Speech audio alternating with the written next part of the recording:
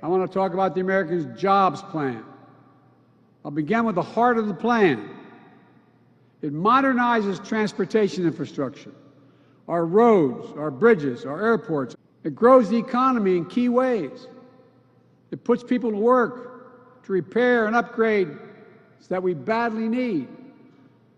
It makes it easier and more efficient to move goods, to get to work, and to make us more competitive around the world.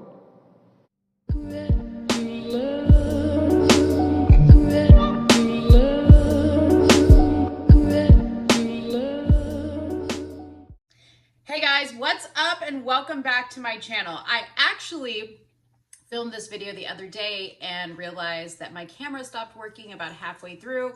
So here I am again because this video is something you guys need to hear. It's very, very important. So I do not want you to click off just because you might think it's a little bit boring. It's going to get interesting and you guys need to know about it, okay? So before we get started on the video, please make sure you subscribe to my channel by hitting the subscribe button, which I think is somewhere down there on the left-hand side of this video.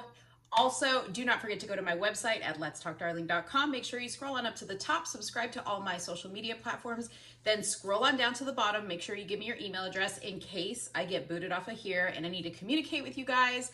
Please, please, please do not forget to visit our merch store. We have some amazing merch there. It's the best way for you to support the channel. We also have some Halloween gear in case you need to wear something festive for Halloween, whether it's taking your kids out trick-or-treating, or maybe you don't want to get a costume, but you still kind of want to have something cool to wear. Check out the merch store. There's some deals there. And if you use the discount code TRUMPKIN, like pumpkin, you get free shipping on your order.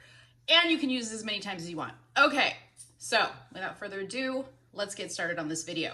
So today I'm going to talk about a topic that at first may not seem so interesting, but you guys really need to be paying attention to this. And I will tell you what, a lot of the stuff that's going on, a lot of the distraction that's being put out there in the media is probably to distract you from what is in this $2 trillion infrastructure bill. Yes, you heard right, $2 trillion. That's a lot of money. That is a lot of money, and that is money that you and I as taxpayers are going to be paying in addition to all of our increased costs they were already seeing to our grocery bills, to our gas bills, to our utility bills, all that stuff. So I wanted to make sure that you guys had the full deal. And I also want to make sure that you hear what they're telling you versus what they're not telling you. So please don't click away from this video. I'm going to give you as much detail as I can in a short amount of time. My dog, we're in training right now, so she's a little needy. Anyways, okay, so I'm gonna first start off by reading to you an article, okay? This article is gonna kind of give you a gist of how they're painting this infrastructure bill. Then I'm gonna go into the hidden items that they're not telling you about, okay? That go into this $2 trillion. So let's get started. So this particular article is from the New York Times, and I'll link it below if you wanna read the full thing. It states, President Biden introduced a $2 trillion plan on Wednesday to overhaul and upgrade the nation's infrastructure, calling it a transformational effort that could create the most resilient, innovative economy in the world. It is not a plan that tinkers around the edges, Mr. Biden said in a speech outside Pittsburgh. It is a once in a generation investment in America. So that particular phrase, I want you guys to mentally hold on to because we're going to come back to that and I'm going to ask you if you really think that this is a once in a generation investment in America. It goes on to say the White House officials said the proposal's combination of spending and tax credits would translate into 20,000 miles of rebuilt roads, repairs to the 10 most economically important bridges in the country, the elimination of lead pipes from the nation's water supply, and a long list of other projects intended to create millions of jobs in the short run and strengthen America's competitiveness in the long run. They said the plan would also accelerate the fight against climate change by hastening the shift to new, cleaner energy sources and would help promote racial equality in the economy.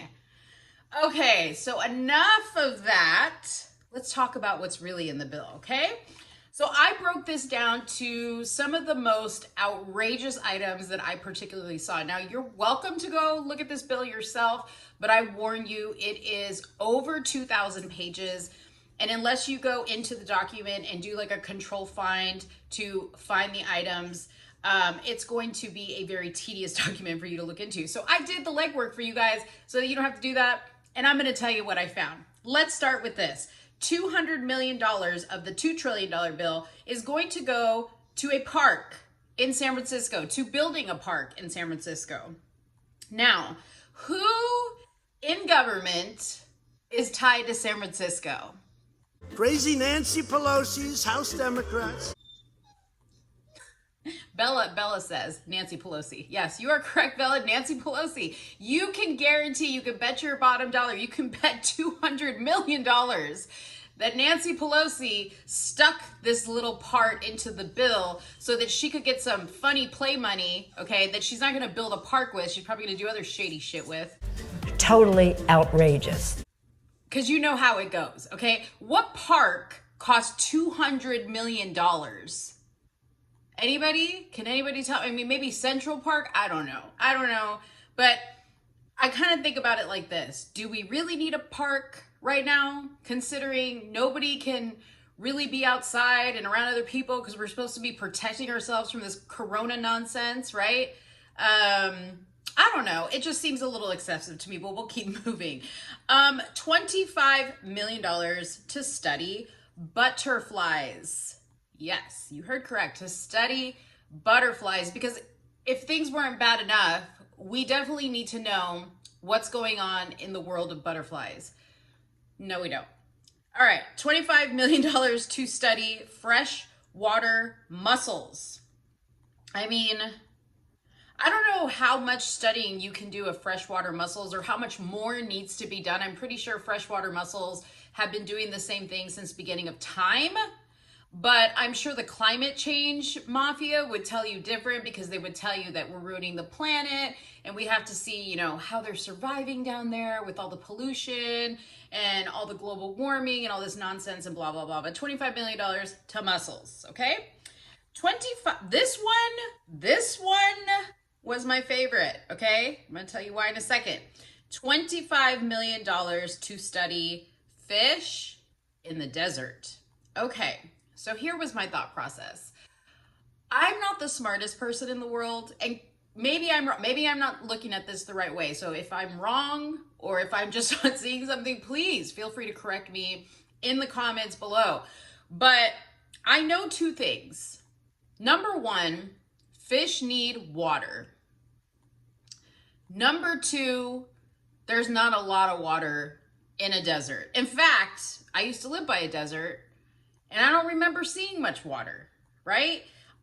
The times that I was out there, which was quite a bit when we used to live out there, because we used to go camping in the desert. We used to go, taking our bikes out in the desert.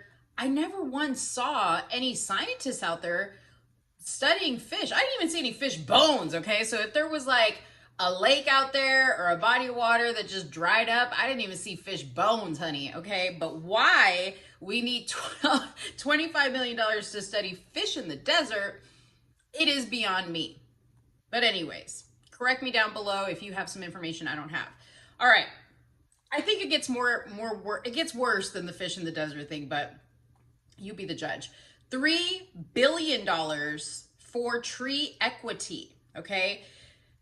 Now, this one made me laugh because I looked up what the hell tree equity was, and I'm going to put the first video that came up here and you guys are going to crack up.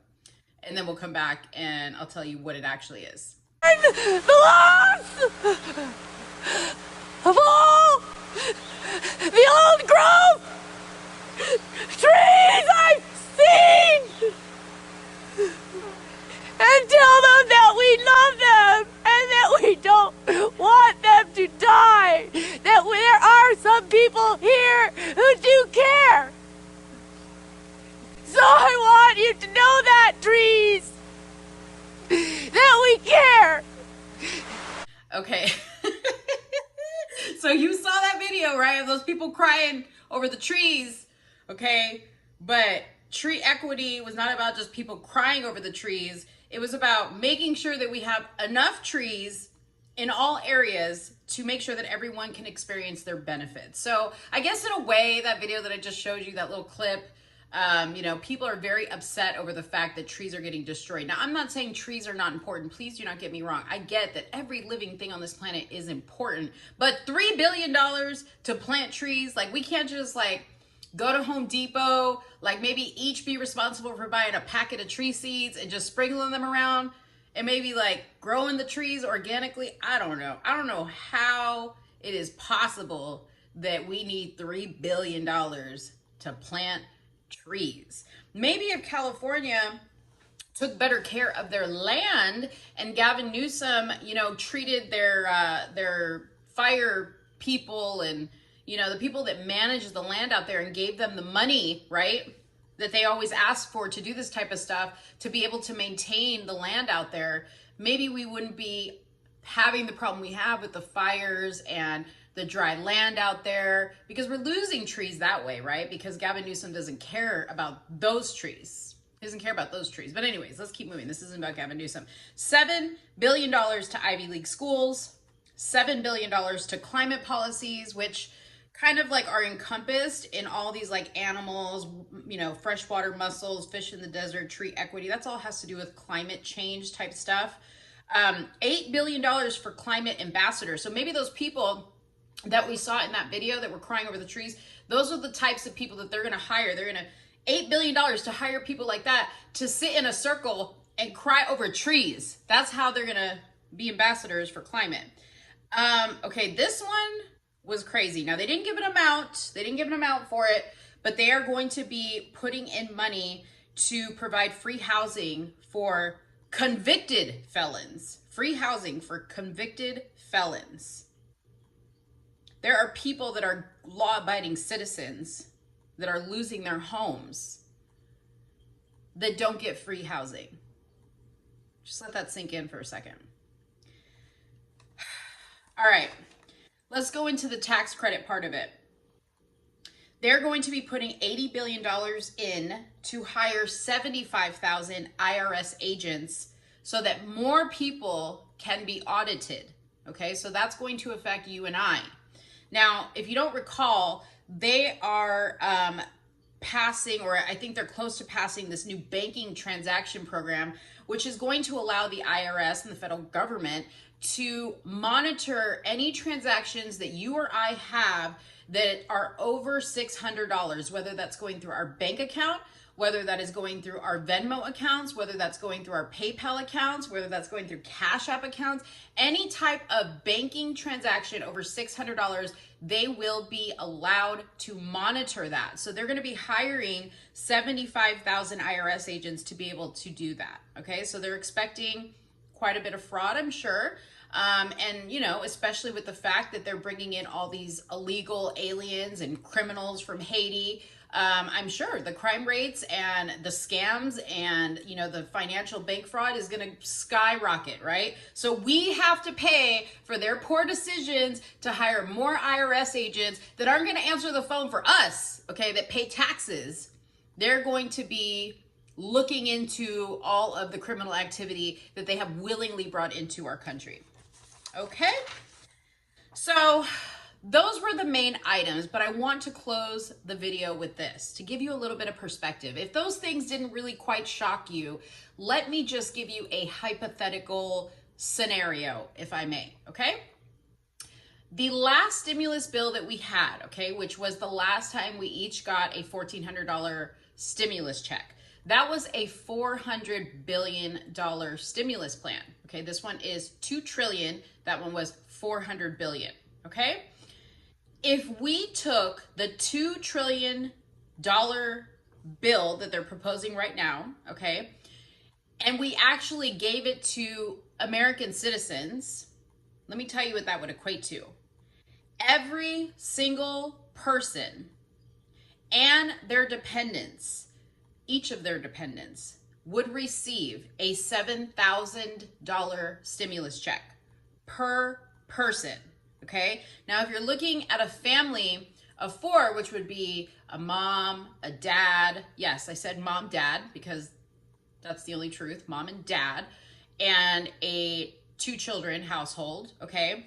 That would award each family approximately $28,000. So that's just for a family of 4 would get $28,000 if instead of putting money into freshwater mussels and trees and parks and the study of fish in the desert, they gave this money to the American people, which we don't want.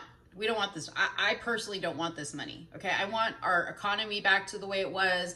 I want businesses open. That's what I want from our government. I don't want another stimulus payment. But if they were to give it to us, that's what it would equate to. So every single person, every single tax-paying person would receive $7,000 from the government, $28,000 if you're a family of 4. Okay. So I'll close by saying this. If this infrastructure bill passes, we will see inflation to a level that we've never seen it before. And that will be detrimental to our country. And most of all, it will be detrimental to the middle class. Okay. Why is it so important that it's going to affect the middle class more than anything? Well, because the poor class or the lower class is already the lower class and the rich are already the rich. The middle class is really what keeps this country running.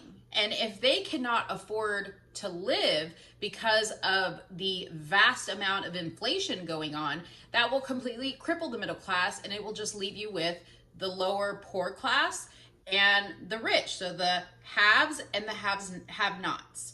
And that is not good. That is going to be detrimental to us.